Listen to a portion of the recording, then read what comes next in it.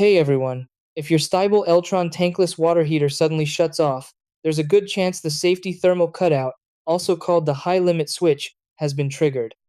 This is a built-in safety feature designed to protect the unit from overheating. When internal temperatures rise to around 180 degrees Fahrenheit, the system automatically cuts power, and the only way to restore operation is by pressing the reset button. The exact location of the reset button depends on your model. On Tempera and Tempera Plus models, the thermal reset buttons are located at the top of each copper heating vessel, accessible only after removing the front cover. On DHC models, the reset button is usually found along the top right side of the heating vessel, making it slightly easier to reach once the panel is off. Many models use a round flat black reset button positioned between the wiring block and the water connection pipe.